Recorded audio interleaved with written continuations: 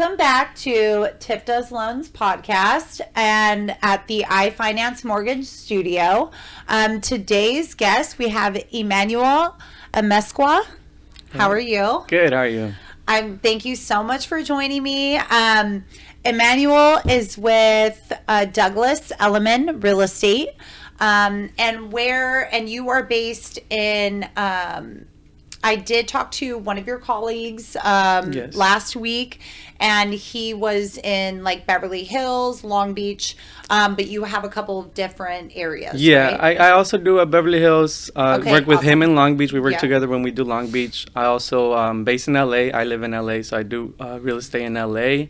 And then I also do some work in Catalina Island, where I grew up. Awesome. So I try to do some work there as well. We Yeah. are going to go deeper into that because I want to know about that market. Of course. Why don't we just start by, how did your journey get started into real estate? How long you've been doing it? Maybe what led you to Douglas Elliman? Yeah. It was kind of a weird start. I never really expected to go into real estate. Okay. I grew up just being around sports, and when Yeah. I went to college, it was sports therapy that I was studying for. And then COVID happened, took a break, that's when I went into real estate, started studying for real estate. I met Adam during that time as well, just kind of kept in touch, passed my real estate exam, and then he's just like brought me along, and I've been doing it for 2 years now. So I've That's just so 2 years, great. 3.5 years now. Wow. Yeah, but I mean, I think I always had a little interest in it just growing up. I watched like shows growing up, like Fixer Upper and other real estate shows. So when people ask me that, like that comes to mind, but I don't really know where it started. Yeah. Like, it just happened over time. But it seems like, too, I have got to know Adam a little better, and he definitely seems, has great attitude, seems like a really good, like, mentor. Yes, he's definitely showed me friend a to lot. have. Yeah, of course. Yeah. He's a great friend. He's showed me the ropes. And That's so amazing. We've been So important. together for 2 years. Yeah, and Wow. I actually joined Douglas Elliman because Yeah. of him. He was already there. Douglas Elliman doesn't really take a lot of new agents. Yeah. But He I got knew you him. in? Yeah, Look he at that brought me guy. in, He's and then we've been great, working yeah. together now. So yeah, it was That's amazing. amazing. Yeah. And like you said, I mean, he's a great mentor. Yeah. No, it definitely gives the mentor vibe, but it's also just it's almost like a calm, like a positive attitude that he has. That's Yeah. not like shooting positive affirmations, but just like a vibe, like, no, it's going to be okay. Yeah. So He always had that attitude. definitely great to have that in your life, especially, which is actually kind of phenomenal that you started 2 years ago, because this has not been has not been an easy market. It was a tough place to be start. a new real estate agent or Yeah. a new loan officer, like anywhere really new in the industry. It's definitely been more challenging, Yeah, for sure. I mean, luckily, like you said, I mean, having Adam just pushing me, and he's been in it for like 7 years Yeah. now, and he's had those thoughts where like, oh, is it gonna be time for me to like Yeah. look into something else? And I've had those thoughts. Like I started, like you said, in COVID. It was hard. It was a hard time to be a realtor or just an agent in general. And he just kept pushing me. He's like, it's gonna be all right. You probably won't Yeah. have a deal within your first year. That's okay. Within the first 2 years, that's okay too. Yeah. He said, just keep pushing. Most agents leave the industry within the first 5 years. Yeah. He's like, see how it goes, just stay in it. And I mean, things have worked out really well. Yeah, that's And, so incredible. And so this has kind of been a challenging market. So usually I kind of ask like pivots. So maybe for you, since you kind of got started in this challenging market.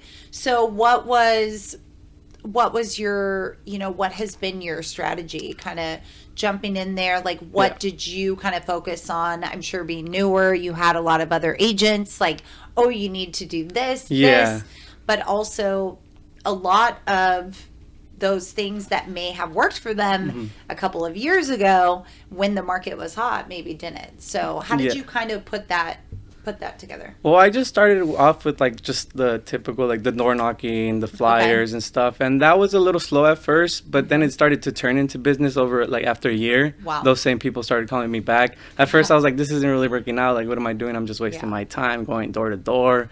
And I didn't think about it like just having patience, just waiting. And like I said, 6 months later, someone called me like, hey, you came by.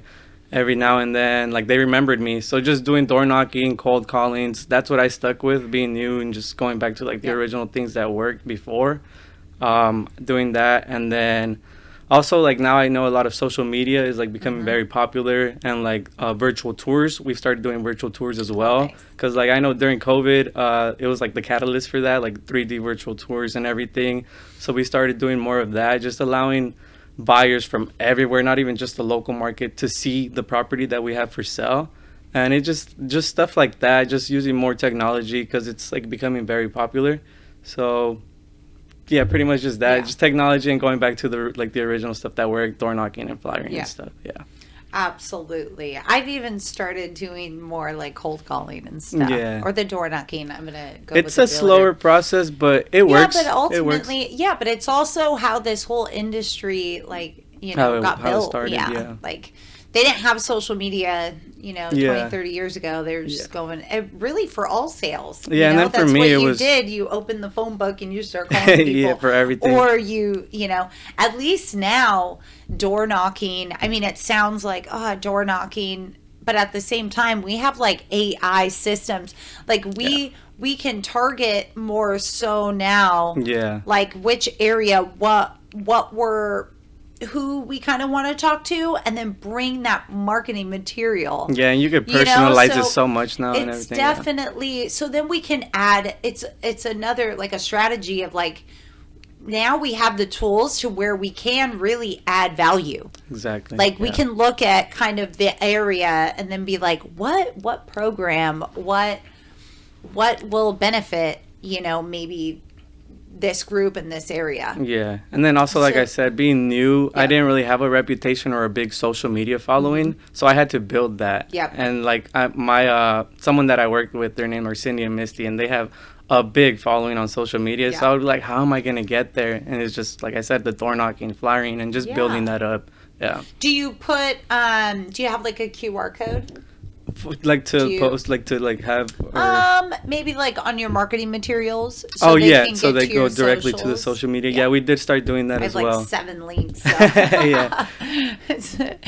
I mean, you can't have a business card anymore. You gotta have that QR code. Yeah. And I even did some door hangers. And I put the YouTube, like the podcast, on the back. Yeah, I mean, a lot of people nowadays, like, they go to reviews like Yelp and everything. They want to see first, like, online before they even go somewhere. But same for, like, a realtor. They want to go online and check you out before they want to work with you. Like, who are you? Yeah, exactly. And that's why, it's important. And, like, honestly, it's not going away. It's not. It's just going to keep building more and more. So definitely... Yeah. I mean, even me personally, I hated being on camera like less than a year ago. And now you have this podcast, and it's working out. Yeah. It took me several months to get started, but it clicked with me where I'm like, you just have to do it, because that's where your clients are going to be. Mm-hmm. You have to just start. Yeah, and it works, right? Like, I mean, it gets out there. Just start, figure it out. Like, no one's even following you right now. Anyways. And that's pretty much the motivation that you have to have in the beginning. Because it's like, anyway, it's only going to get, and my friend told me that too. She's like, it's only going to get like 3 views. Like, just post it. Yeah. And then as you get more comfortable, you start to bring your energy out. Yeah. And kind of learn like who's actually following you, so you can start like building and like kind of giving back, adding value or giving back to the audience. Yeah, of course, definitely. It's all strategy. But do you do like what is your technique with like social media?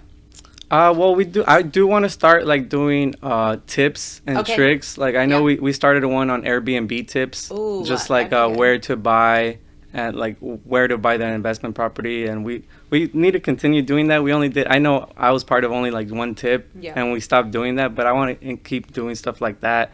Just providing tips to buyers. I work a lot with first-time home buyers, so just giving more information on that and like what types of programs and loans there is for first-time home buyers. And I know a lot of first-time home buyers. There's a common misconception that you have to come in at 20%, Absolutely. And that's like absurd. You could come in at 3% on a conventional loan, 3.5% with FHA. Yeah. So I want to just give that type of information to people, like people that I know. Yeah.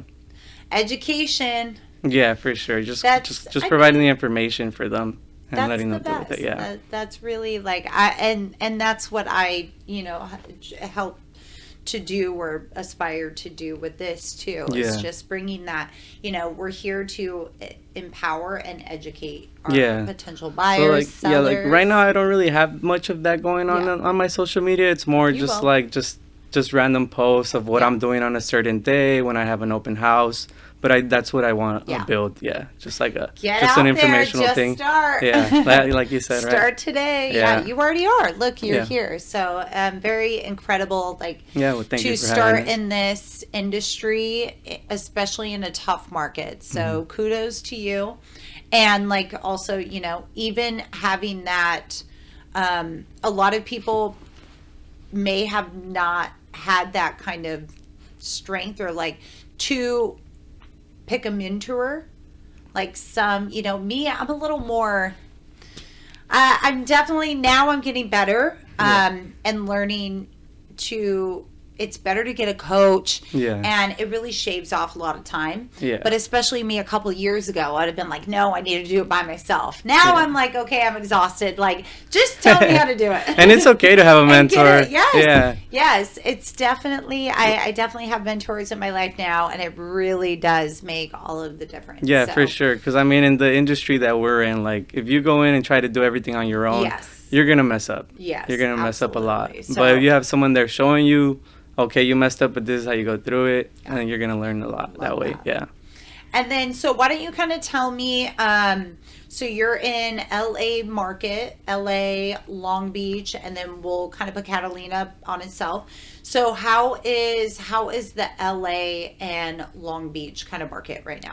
Well, I mean, prices continue to grow. Yeah. That's just gonna happen. Interest rates usually, I mean, they have a little effect on that, but in LA, prices continue to grow.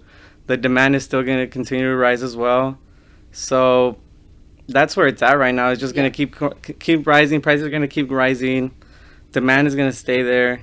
Do you see a lot of investors right now, or more like you said, you mostly work with like first-time home buyers? I myself work more with first-time home buyers, and I do see a lot coming into like duplex properties. I just recently helped someone close on a duplex, and that's what I'm seeing. I know there's a lot more going on, but that's what I'm seeing right now is first-time home buyers buying in LA. Like I said, duplexes and stuff. Yeah, live in one, rent the other. They can still get the lower down payment. Mm-hmm. So that's definitely a strategy that's huge. Yeah, for sure. It saves you on your mortgage. Yeah, you rent the other unit. And starting to rent. Yeah, and I'm sure with a certain loan you could include the rent as part of your income. Yeah, so that helps you out as well. It just gives you more income. Yeah, more purchase power. Yeah. That is amazing. And so tell me a little bit about Catalina. So you grew up there? Yes, I grew up there. So you actually like lived there? Yes. I never actually thought of anybody like, it just never really crossed my mind like somebody, some of those like vacation spots. Yeah. Yeah, no, I was there 4 years old, graduated high school there. How beautiful is that? Yeah, it was amazing. It was just a close-knit community and just having everybody around you, knowing you. It was nice. Yeah. And then how is kind of the market over there? So is it mostly like is it going to kind of be people that have like generational kind of homes there? Vacation? That's most of what it is, like generations that like handed down over time, like holding it in trust. Someone passes and they hand it down. So that's a lot of it, but there is a lot of condos, townhomes, houses for sale. I think I recently saw within the last 60 days, there's like 5 condos for sale, a couple lots. So there's mostly condos over there. But I think mostly of like the homes, they are handed down over time and stuff like that. Yeah. So that's kind of what we see. It's a lot slower than like the real estate market is a lot slower over there. But it's a great place to invest, like for vacation properties. Yeah, it's a great spot. Short-term rentals, Airbnbs and stuff. What? Airbnb? I'd have to make sure about Airbnbs. I'm not too sure if they allow that on the island. I'd have to double check. But short-term rentals, like vacation rentals, they do allow that. What about building? Are they building anything over there? The development is a lot slower just because of the land. There's not a lot of land to build on. So that's a lot slower. There's not a lot of development that I know about. Yeah, because I feel like that would be a great vacation house, but a lot of the areas like that, or like lake cities, are kind of the same thing. Like, it takes a long time to get in there, or it's like generational. So you have to have somebody in your family that and it's has. pretty But if pricey you do, too. it's amazing. Yeah, of course. It's I mean, that place is absolutely. super amazing. Yeah, it would not be a bad place to invest. Yeah. That is, and then let's see. So right now, with kind of where the market is, how have you been advising your clients? So we are coming up on summer, but we still haven't had any rate drop. So that's definitely has postponed, I think, a lot of people's plans. Definitely scare, kind of has instilled more fear. So how are you kind of guiding? We can start with your buyers. I think I would say just keeping them informed is the most important. And a lot of buyers, I mean, they've been holding back for like 3 years now, ever since COVID happened, always saying that they're waiting for the rates to drop. And even if they do, they don't drop that much, like barely anything. And right now they're in the mid to high sevens, I believe, for a 30-year fix. So, I mean, it's just about being patient and staying informed. Don't wait for the interest rates to drop. If you're going to buy a house to live in, it's a perfect time to buy. If you're going to invest, look at the numbers, see what you're going to make, and then make a decision off of that. But if like I said, if you're just going to buy, I mean, at the end of the day, you're making an investment when you buy a property. But if it's going to be for your family and stuff like that, it's a perfect time to buy. And just like I said, stay informed. Talk to your professional real estate agent, a loan officer, whoever it is. Just stay informed, however that is. Yeah, that's the most important thing. I know I keep saying that, but like that's very important. No, that's the most important thing. Just stay informed. I'm the same way. I'm like, pick your team. Right. I'm always. That's the best thing you could do. Like, make sure that you are like whoever you're working with or following along. Yeah. Because it's definitely more of a process right now. Yeah. It could take longer, even if you are amped and ready to shop.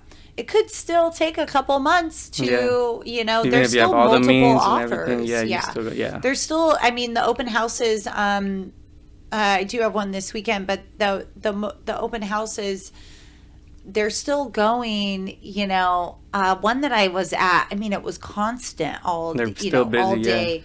Yeah, and buyers don't think it's like that. That's like, or at least first-time home buyers that I speak to. People aren't shopping, no, but so absolutely waiting. multiple offers already.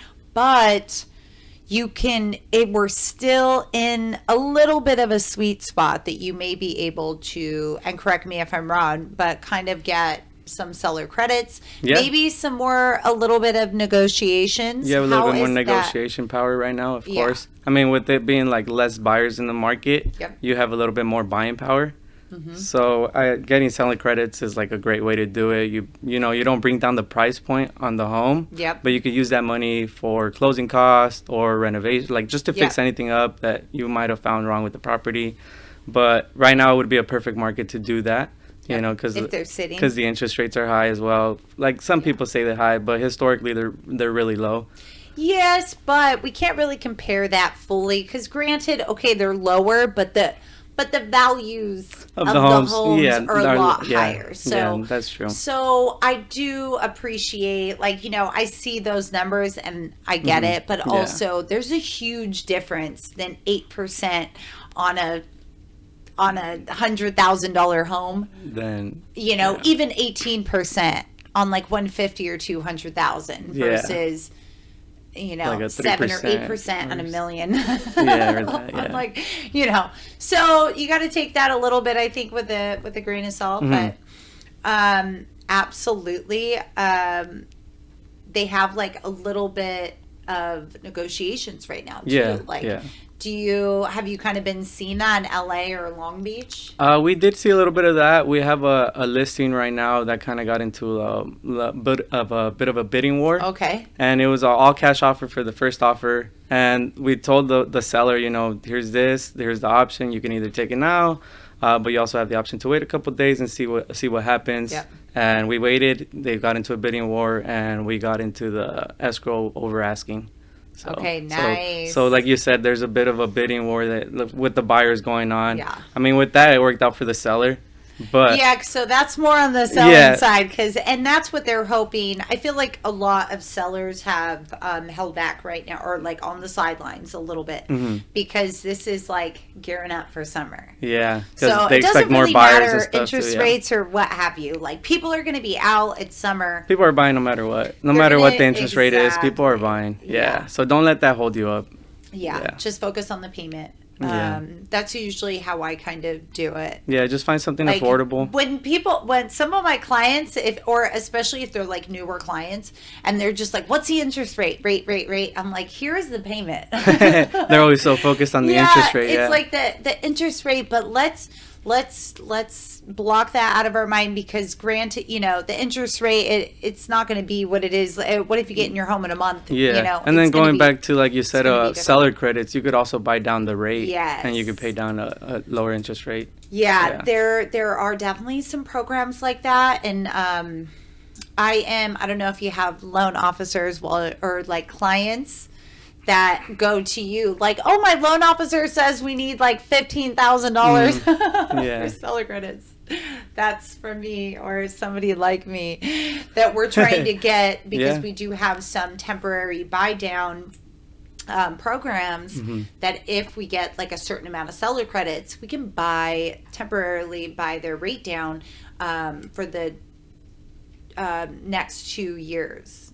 So we have it all the way up to 3 years, but that one's going to cost more, so it's a little not as attainable. Yeah. But the 2-1 buy down right now is kind of ideal, because last year we kind of pumped the brakes on them because they kept telling us that the rates are going to drop. The rates are going to drop soon. And then now so much more time, and it hasn't. Yeah. So it is, and now it's kind of being pushed to the end of the year. So we're definitely I'm definitely pitching it again. I'm looking at it again, going over the numbers. I just sent like 3 different ones to some of my clients. So. Yeah, no, well, I mean, that's the market we're in right now. Buyers have that power to get that from the sellers. Yeah. Yeah, but that's not really going to fly as much over the summer, because those seller credits from here on out, they're going to get a little It's going to be a lot more buyers too. Yeah. There's a lot more buyers and a lot harder to obtain those seller credits. Yeah, because the seller's going to have offers coming in left and right. Why do I want to take your offer when they're not asking for seller credits? So, yeah, you got to beat them to it right now. It's the time. Yeah. Just don't wait. And what is your advice, or how do you guide your sellers? Like throughout this year, kind of coming into summer, do a lot of them kind of want to hold off until like that summer season? Like some do, they'd like to hold off, but we also say sometimes it's better just to have it sit. But that could look bad when you just have it sitting there for a long time. A long time without any offers or anything like that. So it just depends on what the seller really wants, what they're trying to do. Do they have to sell? Are they moving? Is it an investment property that they just want to get rid of? So it really depends. Again, just look at the numbers, see what's the reason you're selling, and make an informed decision off that. So again, just staying informed and seeing how the market is, and just speak to a professional at the end of the day. Always speak to a professional. Yeah. So would you say that this is, like right now, or in those markets, is it more like a seller's market or a buyer's market? Right now, it's looking more like it's gonna be a buyer's market come summertime and stuff like that too. There's just gonna be a lot more buyers. That could potentially help sellers though too at the end of the day. But I do see it being more like of a buyer's market. I mean, the interest rate now. Yeah, right now. And as the rates go down, it will start to go more into a seller's market. Yeah, they're gonna have a lot more of an advantage. Like, nope, yeah, they're not gonna do it. The buyers aren't gonna have any power pretty much at that point. Like no more the negotiation. Yeah, so like right now, buyers I would say have more of the power in this market today, because like you said, they can get seller credits. There's a little bit more negotiation going on right now. There's not too many buyers out there looking for a home. But come summertime, that's when people are moving and just making a lot of financial decisions. So it's going to be a lot harder. It's going to be a seller's market, I think, at that point. Yeah. But right now, buyer's market right now. Awesome. And all right. Well, let's do our final question, just kind of wrap it up. The rest of the year, where we're kind of going, don't need to make like, I understand we don't have a crystal ball, but just kind of your prediction as, you know, how does this year look to kind of pan out, and like how would they best prepare?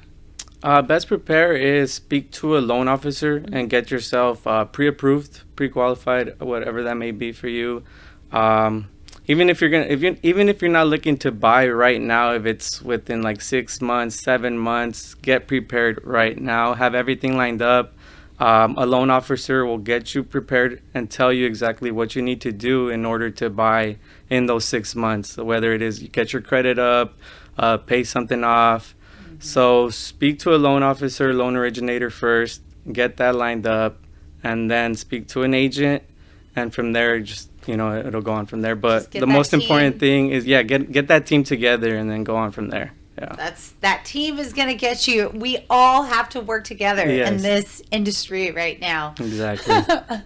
I feel like even if we're independent, we're a team now. Like, Yeah, and we're all trying to help each other, but we're trying to help the buyer or the seller, whoever it may be. Yeah, and at the end of the day. I've seen that this past, like in this challenging time, a lot of, even though we're all independent, I mean, you can find teams kind of still working together, you know, where we are here, the best strategies and the best ways to kind of get our clients in. Yeah. Well, Emmanuel, thank you so thank much you for having joining me me today and getting us some information on these markets.